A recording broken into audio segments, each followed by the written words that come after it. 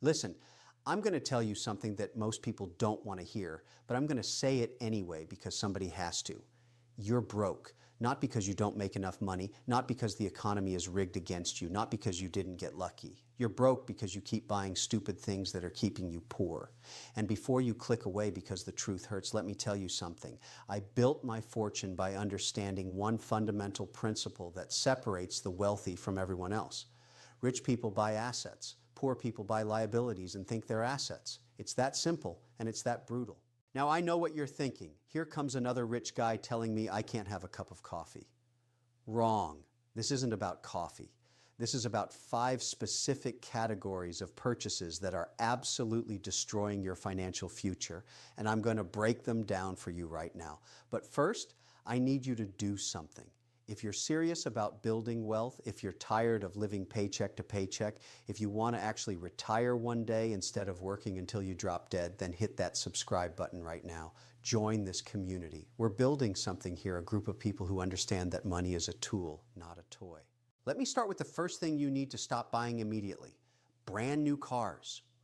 Oh, this one makes people angry, but I don't care. Buying a new car is one of the dumbest financial decisions you can make, and I'm going to prove it to you with simple math.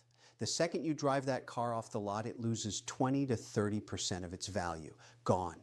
Evaporated. You just lit thousands of dollars on fire for the privilege of having that new car smell. Within the first year, you're down 30%. By year 3, you've lost 50% of what you paid. You're not buying transportation, you're buying depreciation wrapped in sheet metal. But here's what really kills me. People finance these cars. They take out loans at 5, 6, 7% interest to buy something that's losing value faster than ice cream melts in July. You're paying interest on an asset that's depreciating. That's financial suicide. And don't even get me started on the people who lease. Leasing is the absolute worst. You're renting a depreciating asset, which means at the end of the lease, you have nothing. Zero equity. You gave the dealership thousands of dollars for the privilege of borrowing their car. Congratulations, you just made the dealership owner rich while you stayed broke. Now, I can already hear the excuses. But Kevin, I need a reliable car. I have kids. I need to get to work. Of course you do. Buy a 3-year-old certified pre-owned car. Let somebody else take the depreciation hit. You get a reliable vehicle, often still under warranty for half the price. That's called being smart with your money. That's what rich people do. We don't care about impressing the neighbors. We care about building wealth. You know what I did when I was building my first company? I drove a beat-up old car that barely ran. Did it hurt my ego? Maybe a little. Did it hurt my bank account? Not at all. And that's the difference. Poor people spend money to look rich. Rich people spend money to get richer. Which one do you want to be? Because you can't be both. The car you drive says nothing about your wealth. The balance in your investment account, that tells the real story.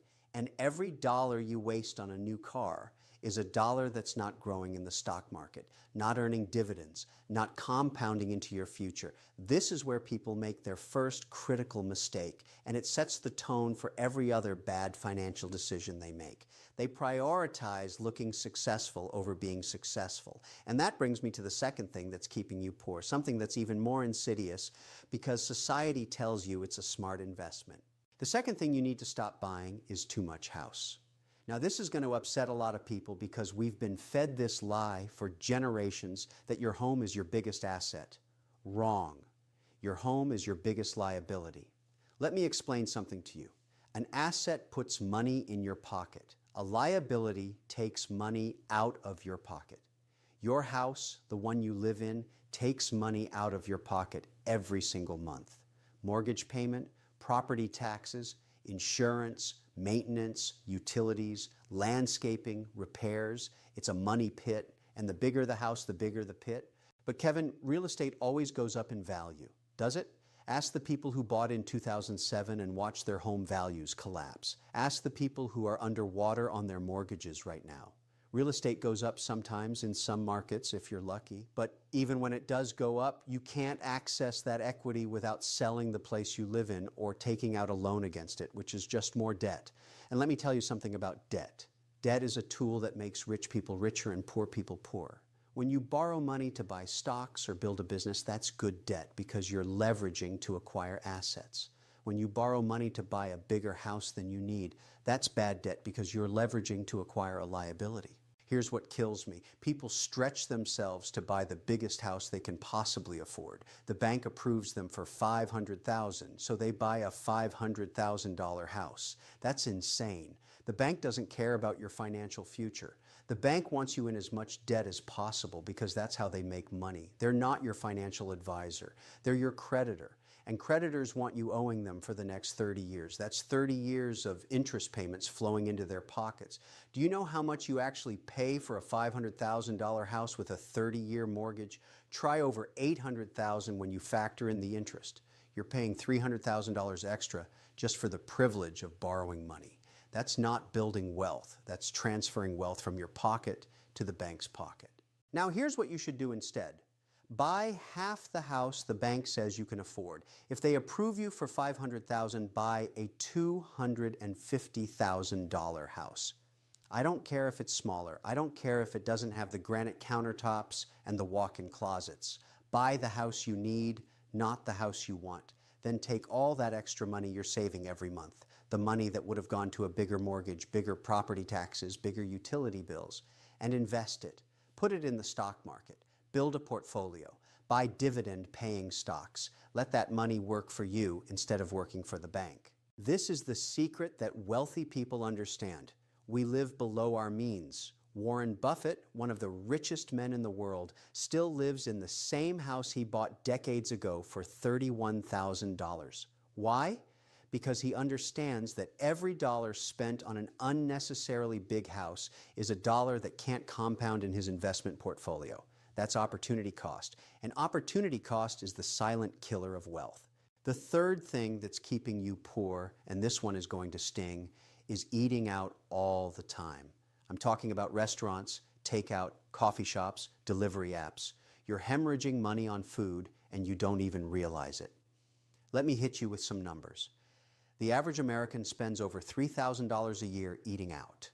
$3,000. Do you know what $3,000 invested every year for 30 years becomes at a 10% return? Over $500,000. You're trading $500,000 in retirement wealth for convenience and fancy meals you'll forget about in 24 hours. But it's worse than that because most people aren't just spending $3,000, they're spending $5,000, $6,000, $7,000 a year. Morning coffee, lunch at work, dinner because you're too tired to cook, weekend brunches, date nights. It adds up faster than you think. And here's the part that really bothers me. People tell me they don't have money to invest, and then I watch them spend $15 on a salad for lunch. You have the money. You're just spending it on things that disappear instead of things that grow. Now, I'm not saying never eat out. I'm saying be strategic about it. Cook at home most of the time. Meal prep on Sundays, pack your lunch, make your coffee at home. These aren't sacrifices. These are smart financial decisions. And when you do eat out, make it special. Make it count. Don't waste money on mediocre chain restaurants because you're too lazy to cook. That's not living well. That's being financially irresponsible. Rich people understand the value of a dollar. Poor people think small expenses don't matter, but small expenses become massive expenses over time, and massive expenses destroy wealth.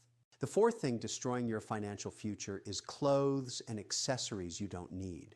And I'm not just talking about designer handbags and luxury watches, although those are absolute wealth killers. I'm talking about the constant need to update your wardrobe every season, to have the latest sneakers, to buy clothes you wear once and forget about. Your closet is probably full of things you bought, wore a few times, and now they just sit there taking up space. That's not a wardrobe. That's a museum of bad financial decisions. Here's the truth about clothes. Nobody cares what you're wearing as much as you think they do. Nobody's keeping track of whether you wore the same shirt twice this week. And the people who are judging you based on your clothes, those aren't people whose opinions should matter to you anyway. You know what impresses me? A fat investment portfolio, a growing net worth, financial independence, not a $1,000 pair of shoes that'll be out of style in 6 months. But this goes deeper than just clothes. This is about the mentality of consumption. We live in a society that tells you buying things will make you happy. New phone every year, new outfit for every occasion. Upgrade, update, replace. It's a trap designed to keep you spending and keep you poor. the fashion industry, the tech industry. They've built their entire business model on making you feel like what you have isn't good enough, and you fall for it every single time. Let me tell you what rich people do. We buy quality items that last. We wear them until they actually wear out. We don't care about trends. We don't care about impressing strangers. A good suit, a good pair of shoes, a reliable watch. Buy once, buy quality, and move on with your life. Your money has better places to be than in some corporation's pocket because they convinced you that you need their product to feel valuable. You don't. Your value has nothing to do with what you wear and everything to do with what you build. Now, the fifth and final thing that's keeping you poor, and this might be the most important one, is subscriptions and memberships you don't use. Gym memberships you never use, streaming services you forget about, apps with monthly fees, premium subscriptions for things you could get for free, magazine subscriptions, software you don't need. It's like a slow leak in your bank account, dripping away $10 here, $15 there, and you don't even notice until you actually sit down and add it all up. I want you to do something right now. Pull out your bank statement. Look at all the recurring charges. How many of them are you actually using? How many are you getting real value from? I guarantee you're paying for at least 3 to 5 things you completely forgot about. Cancel them today, not tomorrow, today. This is free money you're giving away to companies that are betting you're too lazy to cancel. Don't let them win. But here's the bigger issue. These subscriptions represent a mindset. They represent the idea that you need constant entertainment, constant access, constant stimulation. You don't. You need to build wealth. You need to invest in your future. Every dollar going to a subscription service you barely use is a dollar that's not working for you in the market. It's a dollar that's not compounding. It's a dollar that's not building your retirement. And when you're 70 years old and you can't afford to retire, you're going to wish you had canceled that streaming service you watch twice a month. So let me bring this all together for you.